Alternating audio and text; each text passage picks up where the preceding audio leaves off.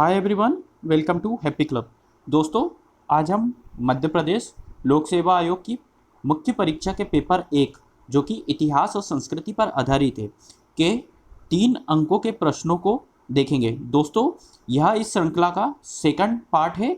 अगर आपने पहला पार्ट नहीं देखा है तो आप डिस्क्रिप्शन बॉक्स में जाके पहला पार्ट देख सकते हैं। मेरा लक्ष्य रहेगा दोस्तों, मैं 1000 क्वेश्चनों को आपके समक्ष ला सकूं। तो चलिए दोस्तों, हम वीडियो स्टार्ट करते हैं। ये वीडियो दोस्तों मेन MPPSC पर आधारित रहेगी। अगर आप UPSC की तैयारी कर रहे हैं तो उसका भी जो पेपर फर्स्ट होता है, जो कि इतिहास, भारतीय इतिहास एवं विश्व इतिहास तथा संस्कृति पर आधारित है, के लिए भी यह आपके लिए लाभदायक रहेगा। किंतु यह विशेष पर MPPSC पर ही आधारित है। MPPSC के सिलेबस पर ही यह वीडियो आधारित रहेगा। दोस्तों, हमने पहले पार्ट में टोटल 21 क्वेश्चनों को कवर किया था। आज हम उसके आगे के क्वेश्चन देखेंगे 22 से लेकर 50 तक। तो चलिए दोस्तों, हमारे पहला यहाँ पे क्वेश्चन है आर्य। यहाँ पे दोस्तों हम सभी शब्दों की परिभाषाओं को लिखने की, कम से कम शब्दों में ज़्यादा से ज़्यादा पॉइंट्स को लिखने की कोशिश करेंगे। तो दोस्तों, पहला क्वेश्चन है हमारे पास आर्य। वैदिक संस्कृति के संस्थापक आर्यों को माना जाता है। तो वैदिक संस्कृति के संस्थापक ऋग्वैदिक काल में आर्य सप्त सिंधु में रहते थे। सप्त सिंधु में दोस्तों आपको बता दूं, सप्त सिंधु जो कि सिंधु नदी और उसकी सहायक जो 7 नदियां हैं, जैसे सतलज, रावी, झेलम, सरस्वती और जो अन्य नदियां हैं, उसको सम्मिलित करके कहा जाता है सप्त सिंधु। तो वैदिक संस्कृति के संस्थापक कौन थे? आर्यों को स्वीकार किया जाता है। ऋग्वैदिक काल में आर्य सप्त सिंधु प्रदेश में रहते थे। कृषि इनका गौण व्यवसाय था तथा यह एक ग्रामीण सभ्यता थी। ठीक है दोस्तों, नेक्स्ट हमारे पास है वैदिक काल। वैदिक काल क्या होता है? ऋग्वेद का काल, जिसका समय 1500 ईसा पूर्वी से 1000 ईसा पूर्वी का स्वीकार किया जाता है। यहाँ पे दोस्तों हम स्वीकार किया जाता है शब्द का उपयोग कर रहे हैं, क्योंकि अभी भी इनके कालों को लेकर इतिहासकारों में मतभेद विद्यमान हमेशा रहता है। इसलिए अभी जो प्रमाणित है वो है 1500 ईसा पूर्वी से लेकर 1000 ईसा पूर्वी तक। इसलिए जहाँ भी इस तरह का जिस भी विषय में आपको मतभेद का संकेत प्राप्त होते हैं, वहाँ पे आप स्वीकार किया जाता है, इस शब्द को यूज़ कर सकते हैं। ठीक है दोस्तों, नेक्स्ट है इसका ग्रामीण सभ्यता विद्यमान थी। आर्य सप्त सिंधु क्षेत्र में निवास करा करते थे। ये तो हो गया हमारा ऋग्वेद की परिभाषा। नेक्स्ट है दोस्तों हमारे पास उत्तर वेद काल क्या होता है। इसका समय 1000 ईसा पूर्वी से 600 ईसा पूर्वी का स्वीकार किया जाता है। इस काल में सामवेद, अथर्ववेद, यजुर्वेद, ब्राह्मण ग्रंथ, अरण्यक और उपनिषदों की रचना हुई थी। चित्रित भूसर मात्रभांड, जिसको कहा था मिट्टी के गमले वगैरह, मिट्टी के जो बर्तन वगैरह जो प्राप्त हुए हैं, यह इसकी प्रमुख विशिष्टता थी। इस पॉइंट को इसलिए हमने इसमें सम्मिलित करा गया है। ठीक है, तो उत्तर वैदिक काल में दोस्तों हमने यहाँ पे देखा है उत्तर वेद काल 1000 ईसा पूर्वी से 600 ईसा पूर्वी का स्वीकार किया जाता है। इस काल में सामवेद, अथर्ववेद, यजुर्वेद, ब्राह्मण ग्रंथ, अरण्यकों और उपनिषदों की रचना हुई है। चित्रित धूसर मात्रभांड इस काल की विशिष्टता थी। ठीक है दोस्तों, नेक्स्ट है हमारे पास ऋग्वेद क्या है। ठीक है, पहले हमने ऋग्वेद काल देखा था, अब हम देखेंगे ऋग्वेद की परिभाषा। विश्व का प्रथम प्रमाणित ग्रंथ ऋग्वेद। देवताओं की स्तुति से संबंधित रचनाओं का संग्रह ऋग्वेद कहलाता है। 10 मंडल, 1028 सूक्त और 10,462 श्लोक में यह ऋग्वेद विभक्त है। ठीक है, भारोपीय भी कहा जाता है। ऋग्वेद का एक और नाम क्या है? भारोपीय। उपवेद इसका क्या है? आयुर्वेद है। और इसका ब्राह्मण ग्रंथ जो है ऐत्रेय एवं कौशितकी है।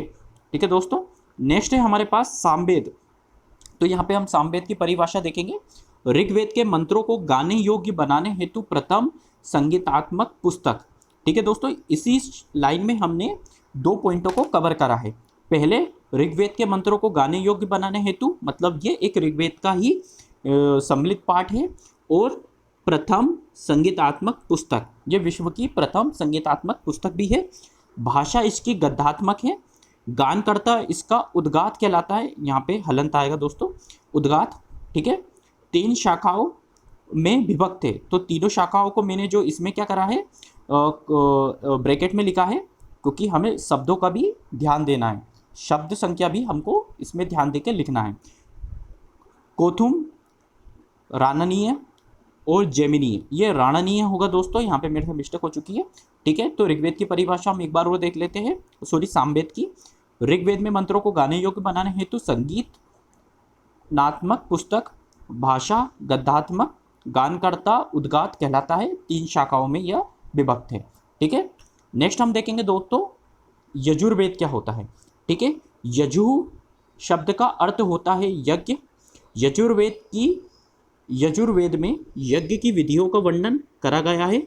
मंत्रों के साथ साथ धार्मिक अनुष्ठानों का भी विवरण इसमें प्राप्त होता है। भाषा गद्यात्मक तथा पद्यात्मक दोनों हैं। ठीक है, नेक्स्ट हम देखेंगे दोस्तों आयुर्वेद क्या होता है। प्रागैतिहासिक युग की मूलभूत मान्यताओं, परंपराओं तथा अंधविश्वासों का चित्रण अथर्ववेद में करा गया है। इसकी रचना अथर्व ऋषि ने की थी। इसे अनार्यों की कृति माना जाता है। दोस्तों इसमें आप और भी पॉइंट्स जोड़ सकते हैं, जैसे त्रिवेद में अथर्ववेद को नहीं सम्मिलित करा जाता है, अथर्ववेद में कन्याओं के जन्म की निंदा करी गई है, और भी अन्य जो इसके पॉइंट है वह आप इसको सम्मिलित कर सकते हैं। ठीक है, नेक्स्ट हम देखेंगे यहाँ पे ब्राह्मण ग्रंथ क्या होते हैं। संहिताओं के कर्मकांड की व्याख्या करने हेतु इसकी रचना की गई थी। मुख्यतः गद्य शैली में लिखे थे, लेकिन ये पद्य शैली में कुछ ब्राह्मण ग्रंथ भी प्राप्त होते हैं। बिंबिसार जो कि हर्यक वंश के संस्थापक थे, के पूर्व की घटनाओं का ज्ञान प्राप्त होता है। यहाँ पे आप बिंबिसार भी लिख सकते हैं या हर्यक वंश भी, दोनों लिख सकते हैं। तो ठीक है, इसकी हम एक बार और डेफिनेशन देख लेते हैं। संहिताओं के कर्मकांडों की व्याख्या करने हेतु इसकी रचना की गई थी। मुख्यतः गद्य शैली में लिखे थे। बिंबिसार या हर्षक वंश के पूर्व की घटनाओं का ज्ञान हमें ब्राह्मण ग्रंथों से प्राप्त होता है। अरण्यक क्या होते हैं। वनों में ऋषियों द्वारा रचित वर्तमान में 7 अरण्य उपलब्ध है। इसकी प्रमुख प्रतिपाद विषय रहस्यवाद, प्रतीकवाद, यज्ञ, पुरोहित दर्शन है।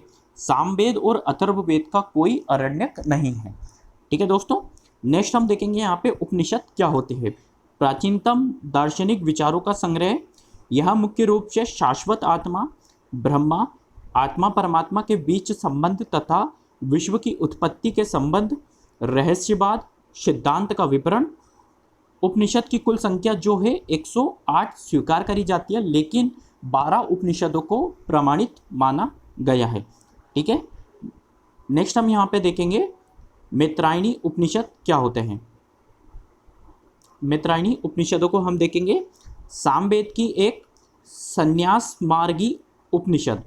मैत्रायणी उपनिषद जो है सामवेद का एक उपनिषद है जो कि सन्यासी मार्गी पर कार्य करता है।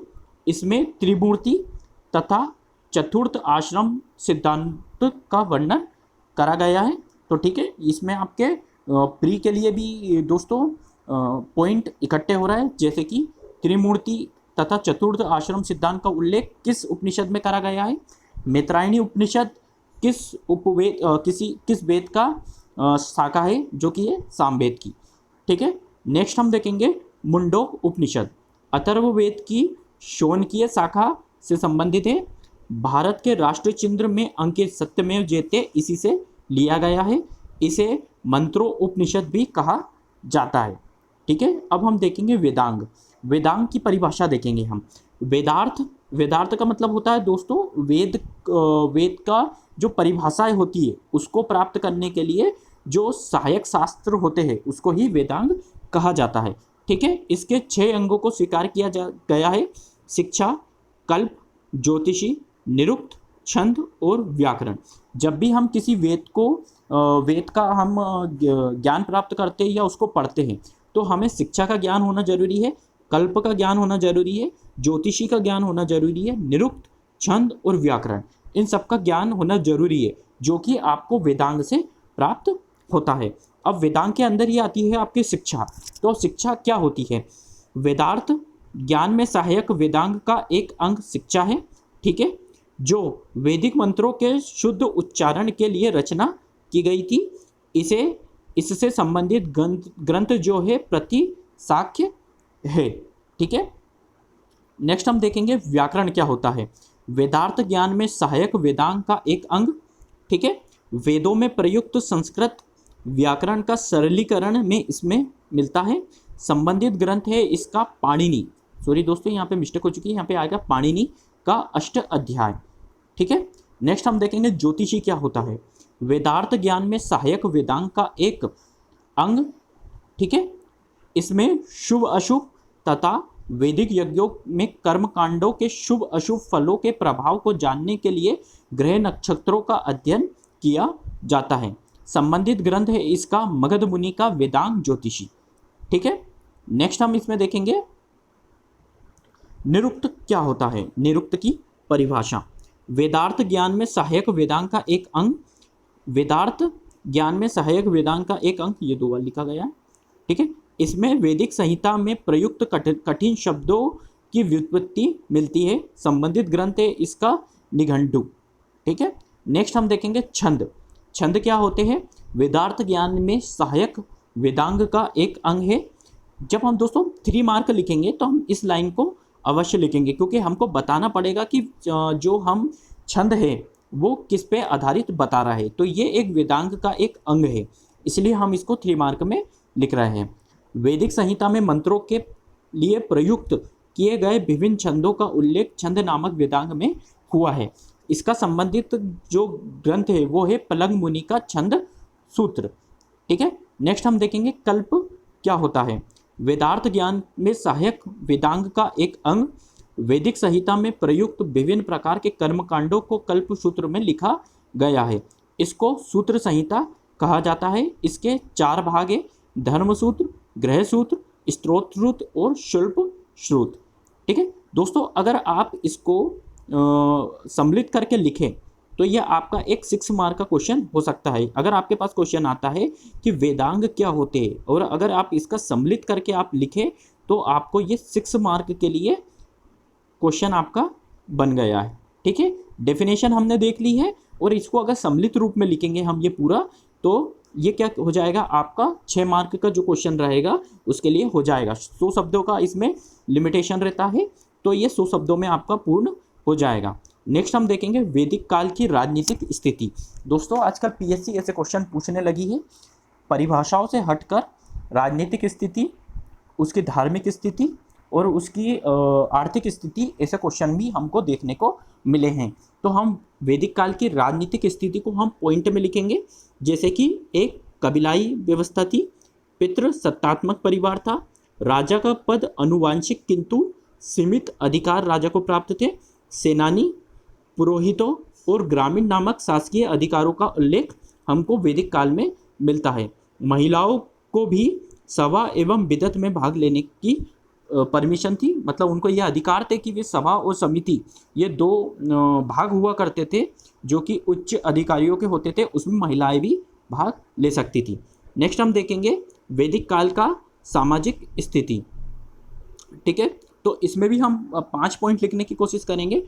पितृसत्तात्मक समाज, संयुक्त परिवार की प्रथा जो कि वैदिक काल में चलती थी या ऋग्वैदिक काल में चलती थी।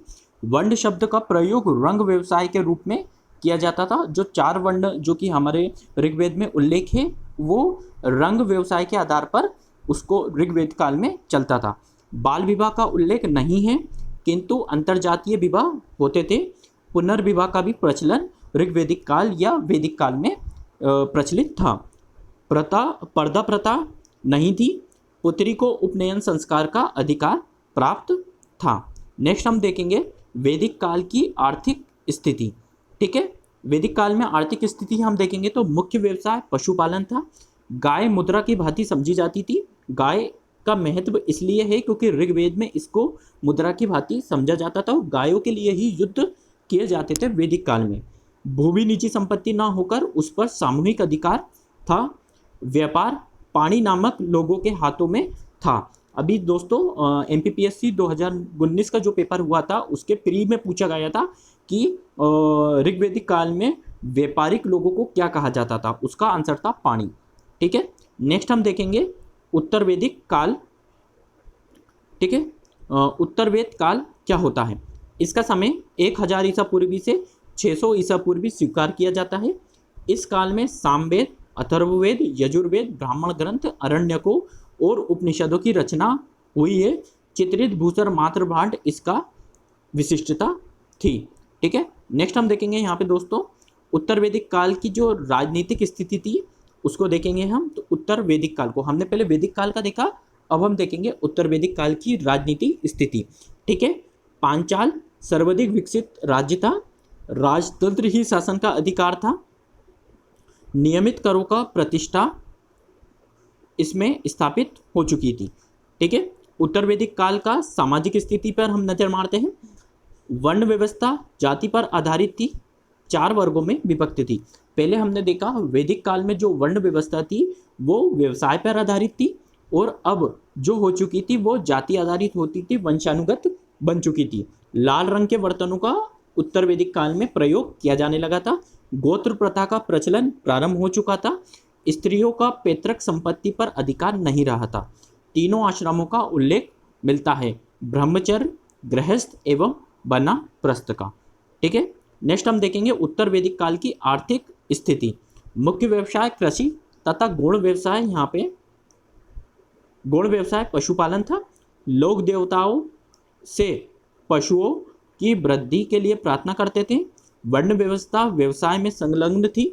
महिलाओं को व्यवसाय का सीमित अधिकार था। जो अधिकार हम ऋग्वेद काल में ज़्यादा देखते हैं वही उत्तर वैदिक काल में सीमित होते चले गए। ठीक है, अब हम देखेंगे यहाँ पे ऋग्वेदिक काल का या वैदिक काल का धार्मिक आंदोलन या स्थिति। ठीक है, कि धार्मिक स्थिति ऋग्वेदिक काल में कैसी थी। इंद्र एवं अग्नि को सर्वोच्च स्थान प्राप्त था। देवताओं में बहुदेववाद था। बहुदेववाद का साक्ष्य नहीं प्राप्त होता। एक ईश्वर पर विश्वास किया जाता था। मूर्ति पूजा का साक्ष्य प्राप्त नहीं होता। प्राकृतिक पूजा पर अधिक बल दिया जाता था वैदिक काल में। वहीं उत्तर वैदिक काल में देखते हैं हम लोग कि इंद्र और अग्नि के स्थान पर प्रजापति को सर्वोच्च स्थान प्राप्त हो चुका था। बहुदेववाद, वासुदेव संप्रदाय, षड दर्शन का उदय हो चुका था। मूर्ति पूजा का प्रारंभ भी उत्तर वैदिक काल से ही माना जाता है। दर्शनों का उल्लेख सबसे ज़्यादा मिलता है उत्तर वैदिक काल में। षड दर्शन सबसे महत्वपूर्ण दर्शन उत्तर वैदिक काल में समझा जाता था। वैदिक संस्कार क्या होते हैं। ठीक है, वैदिक संस्कार क्या होते हैं। गर्भस्थ शिशु से लेकर मृत्यु उपरांत जीव के मन, वचन और कर्म और शरीर को विशिष्ट विधि, प्रक्रियाओं व मंत्रों द्वारा पवित्र करने की को संस्कार कहा जाता है। मुख्यतः 16 संस्कारों को स्वीकार किया जाता है। तो ये इसकी एक परिभाषा हमने यहाँ पे लिख दी है। अगर वैदिक संस्कृत अगर 3 शब्दों में हमसे अगर MPPSC पूछता है तो। ठीक है दोस्तों, नेक्स्ट वीडियो में हम वैदिक संस्कार जो होते हैं या 16 संस्कार जो होते हैं उनको संक्षिप्त में लेकिन अलग अलग 3 मार्करों में हम देखेंगे। अगर दोस्तों आपको वीडियो अच्छी लगती है तो उसको लाइक करिए, सब्सक्राइब करिए। Thank you.